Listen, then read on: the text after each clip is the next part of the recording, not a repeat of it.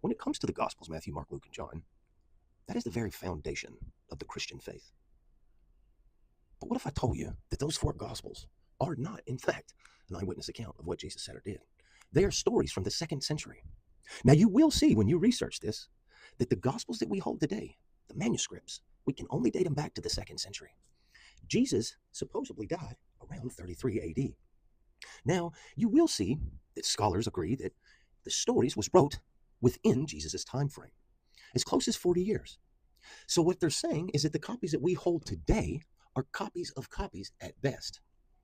Copies of copies at best. The oldest manuscripts that we can hold today are from the 2nd century. We can also see in the 3rd and 4th century, roughly, that the woman that committed adultery in John chapter 8 was added to it, because we can go back to Papyrus 66 and Papyrus 75 and see that that story about the woman that committed adultery is not in the earliest manuscripts that we have from the 2nd century. That is very big to know.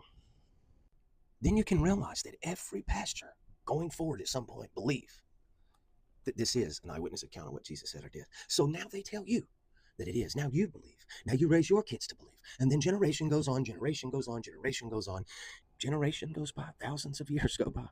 And here we are, still debating. You can even get on YouTube and look at all the debates on Jesus. I'm making a video on Jesus. But nobody wants to accept the fact that the stories that we rely on are just stories. They're not eyewitness accounts. Unfortunately, they're not. We do see the story of Jesus. We see the strength in numbers. Once we remove the label of who believes it, we just pull that away. We see the strength in numbers when it comes to Jesus, and we see the importance, the role of Jesus. But we don't challenge ourselves to understand, when does this come on? We can get on YouTube and see this guy debating this guy and this and that. We can see all that, but we do not debate the fact that this is not even an eyewitness account. These are all assumptions, is what this is at best.